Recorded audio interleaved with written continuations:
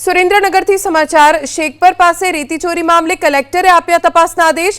કલેક્ટરના આદેશ બાદ ખાણ ખનીજ વિભાગની ટીમ દોડતી થઈ શેખપર પાસેની નદીમાં બનાવેલા ગેરકાયદે રસ્તા તોડી પાડવામાં આવશે। રેતી ખનન કરતું ડમ્પર નદીમાં પલટી જતા એક વ્યક્તિનું મોત થયું હતું અને 16 કલાકની જહેમત બાદ એ વ્યક્તિને બહાર કાઢવામાં આવ્યા હતા। હવે આ સમગ્ર મામલે તપાસના આદેશ આપવામાં આવતા હવે ખાણ ખનીજ વિભાગ એક્ટિવ થયું છે।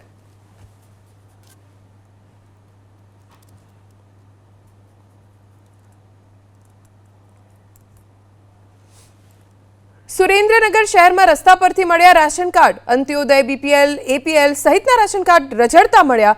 ટાવર વિસ્તાર પાસે રાશન કાર્ડ મળતા લોકોમાં અચરજ। મોટી માત્રામાં રાશન કાર્ડ રસ્તા પરથી મળતા સવાલો ઉઠ્યા છે। રાશન કાર્ડ રસ્તા ઉપર મળ્યા છે। અંત્યોદય, બીપીએલ, એપીએલ કાર્ડ રસ્તા ઉપર રઝળતા મળ્યા, જેને લઈને લોકો અચરજમાં મુકાઈ ગયા।